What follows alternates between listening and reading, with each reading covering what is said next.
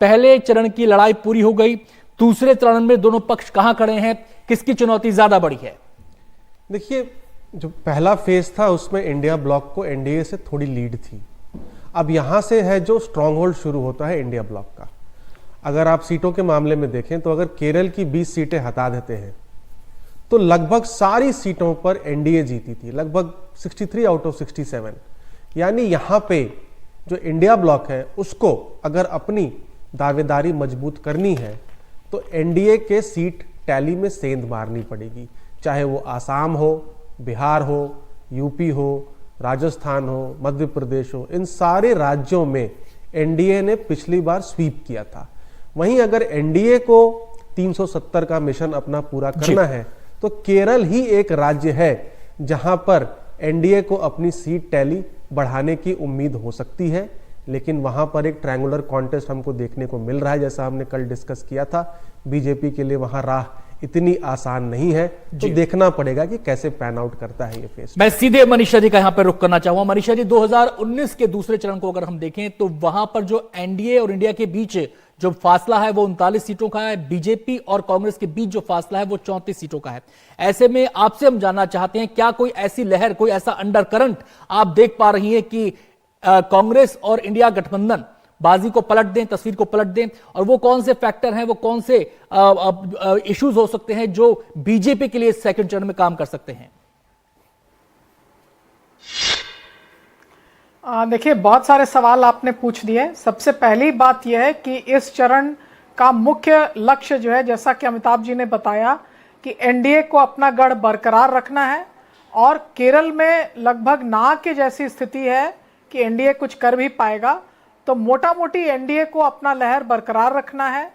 और इंडिया गठबंधन का जहां तक सवाल है, उसको कुछ कर दिखाना है, लेकिन केरल के बाहर। तो कांटे की टक्कर है इस दौर में, डू और डाई की लड़ाई है इंडिया गठबंधन के लिए।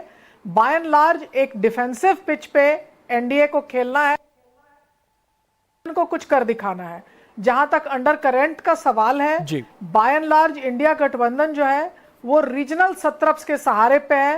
कांग्रेस के परफॉर्मेंस में ऐसा कुछ अभी तक नहीं दिखता है जो बहुत कुछ वो कर सके। केवल राजस्थान में कांग्रेस जो है वो अपनी बैटिंग खुद कर रहा है। तो कांग्रेस का कोई लहर, अंडर करंट अगर है तो क्या वो राजस्थान में है?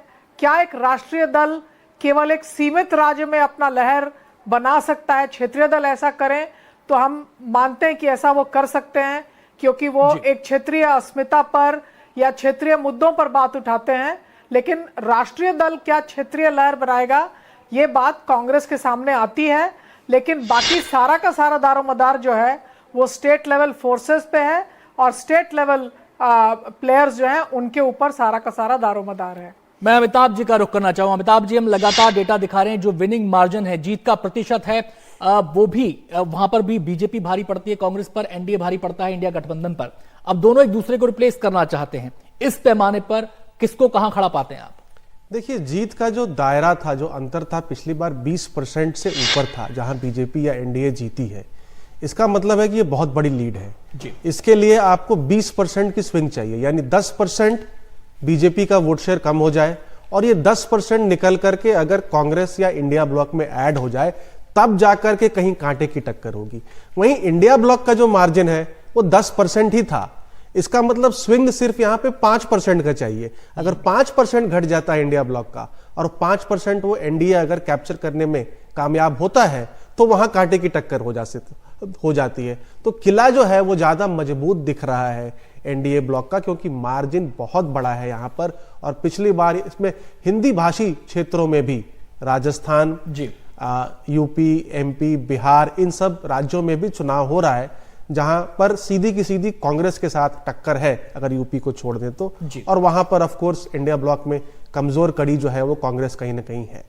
चलिए अमिताभ जी, आपके पास आते हैं। मनीषा जी का मैं यहां पे रुख करना चाहूंगा। मनीषा जी, पहले चरण का जब मतदान हुआ, सबने उससे पहले और उस दौरान यही बात कही कि चुनाव ठंडा है, चुनाव ठंडा है। दूसरे चरण से पहले क्या गर्मी दिखाई दे रही है? दूसरे चरण में गर्मी आ गई है? नहीं, एक तरह से गर्मी जो है वो लंग पावर की है, और जो स्पीच मेकिंग, नालिश इस पे आप कोई गर्मी नहीं कह सकते, लेकिन जो पूर्व अनुमान था कि कोई लहर स्वीप करेगी, वो लगभग अब सभी दल ये मानते हैं कि ऐसी कोई लहर देखने को नहीं है।